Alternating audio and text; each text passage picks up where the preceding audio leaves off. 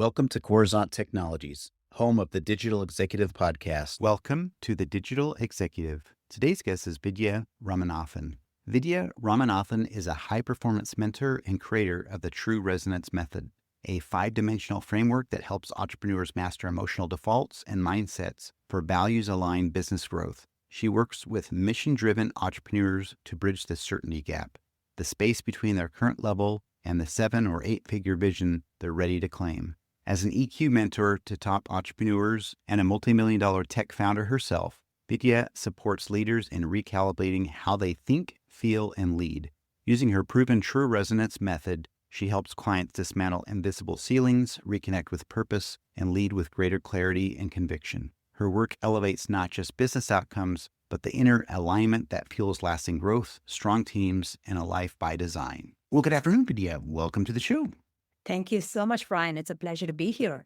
Absolutely, my friend. I appreciate it and making the time. I know it's early here in Kansas City, but you're currently in France. You do a lot of traveling, and that's amazing. And you and I share some of the same stomping grounds out in Southern California. We talked about that, but I'm just excited to learn from you. So I'm going to jump into your first question. Vidya, you created the True Resonance Method, a 5-dimensional framework for high-performing entrepreneurs. Can you walk us through its core components and how it helps bridge the certainty gap? Yeah, thank you, Brian. This is very near and dear to my own heart. True Resonance is really about helping entrepreneurs and leaders come closer to what they have as a core vision in their lives. So it's about them aligning to their vision. So the first step is always about finding out what is intrinsically most important to these leaders and entrepreneurs in reaching that vision. So the core alignment piece, which is the first pillar, is about clarity on their highest priorities in life so that their business and their work is a reflection of those higher priorities in life and not a byproduct of those highest values. So this is what I found prevents the exhaustion, burnout, and allows for leadership direction to be strategic. So that's the first pillar. The second pillar is about emotional precision. By that, what I mean is really being aware of what the emotional drivers behind certain behaviors are and getting closer to the vision by becoming very aware of those patterns of behavior. This is not like ad nauseum mindset work or emotional work, but it's about recognizing how there are two sides to every emotion and tapping into both sides to lead effectively. So the second pillar is emotional precision.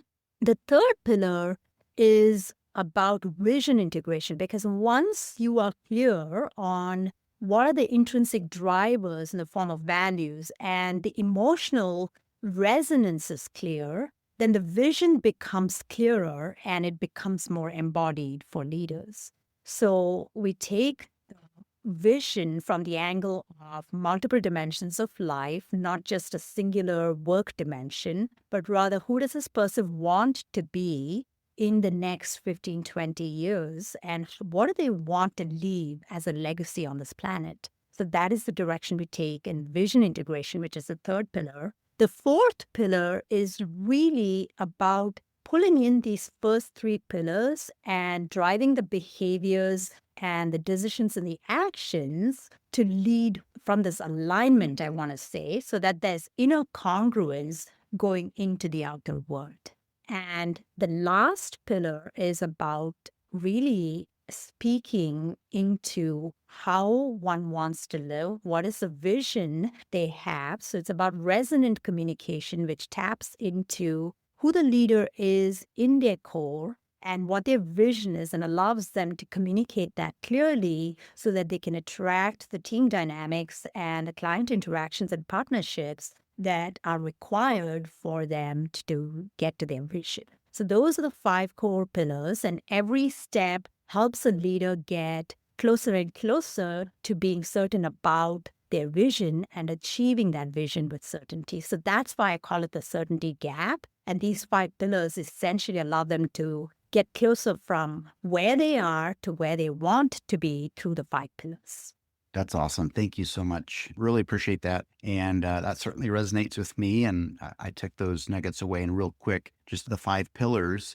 Again, core alignment, you talked about the clarity, emotional precision, being aware of certain behaviors and what those emotions are behind those. Vision integration, multiple dimensions of life. It's not just, you can't just be one dimensional. And of course, pulling all those together, the first 3 pillars. And then that 5th pillar is how one wants to live. What's their vision and how to communicate that vision. And again, I'm just really paraphrasing, summarizing, but I like to do that. And I think it's really awesome. And it's certainly going to resonate with our audience. Thank you, Vidya. Vidya, as someone who's both a multi-million-dollar tech founder and an EQ mentor, what's one emotional or mindset blind spot you most often see in 7 and 8 figure entrepreneurs? I think one of the biggest mind faults that I see, or, mind bombs, that I see is that most entrepreneurs think they can continue doing what they've been successful with. To get to that next level, though, that is likely not enough, right? So that next level may be I want more freedom in my business. I want more strategic direction in my business. I want to stay more in my zone of genius. Whatever it is, it doesn't matter. But whatever got them to that point is not what will get them to that next level. So it has to be an identity shift that gets them to the next level. And to get into that new identity shifts, it takes looking at what are my current behaviors, what are my actions, what are my decisions that are stopping me from getting to that next level, and how can I step more into leadership of myself and more in regulation of myself to get to that next level.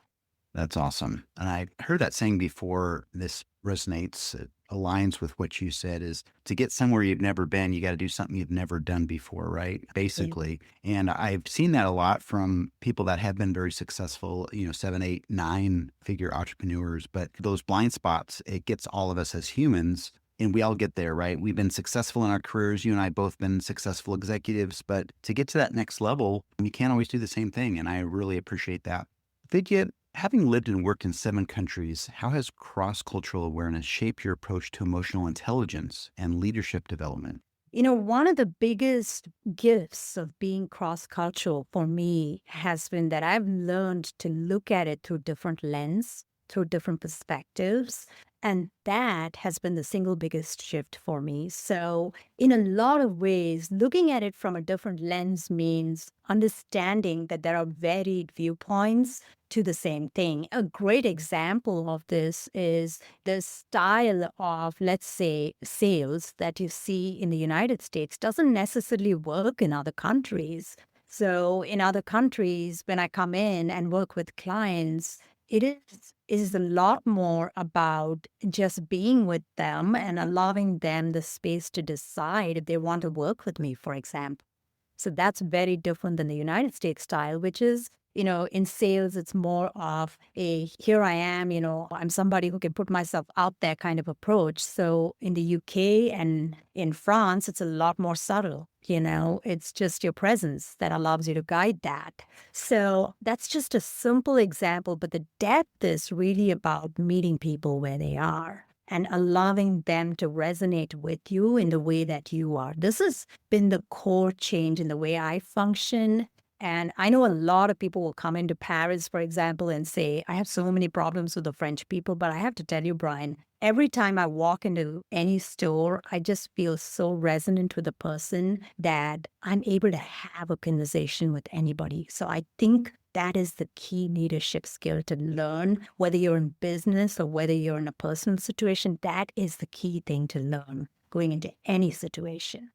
Amazing. Thank you. And you do have that special connection. I can tell, speaking with you just for a few minutes already. I appreciate that. What I'd like to highlight is cross-cultural experience you've had is you are able to look at things differently through your lens because you've been around the world and seen how different cultures work, especially in the sales arena. Again, at the end of the day, it's about connecting with people. And you mentioned really at the depth of it, it's about meeting people where they're at. So I appreciate that. Vidya, last question of the day. Looking ahead, how do you see the role of emotional intelligence evolving in a world driven increasingly by AI, automation, and external performance metrics? This is such a beautiful question, Brian. Having been a technologist myself, I see the power in AI. Doesn't mean that it's not going to challenge us, right? AI is going to challenge certain roles, but what I see is that there's a huge opportunity for people to step into their zone of genius and own their power in what they do really well and delegate the pieces that are more repetitive or not encouraging of their zone of genius. So, in a lot of ways, it is up to the leadership. It is about the top leaders stepping in and helping others see that AI is here to support them in some ways.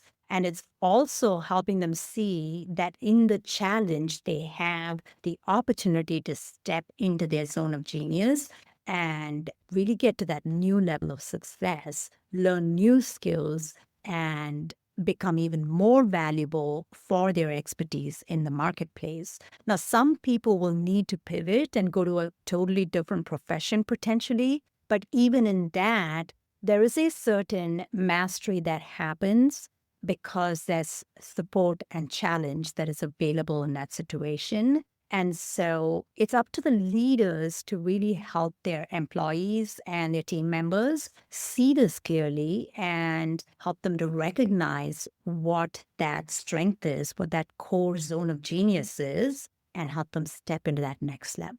So I think that's what will really bring out the power of AI and help people get to that new level of self-leadership. Thank you. I appreciate that. Really do. Yeah, AI is here. Been talking about it for, gosh, almost 2 years on the podcast, believe it or not. But it will certainly challenge us in many areas. What I heard from you is really to embrace their zone of genius, delegate the monotonous, repetitive tasks to AI, stretch, learn new skills, stretch goals, of course. And as a leader, help the team, help employees to see that vision and help them grow as self-leaders as well. So I really appreciate that message. Vidya, it was such a pleasure having you on today, and I look forward to speaking with you real soon. It was my pleasure too, Brian. Thank you so much. Bye for now.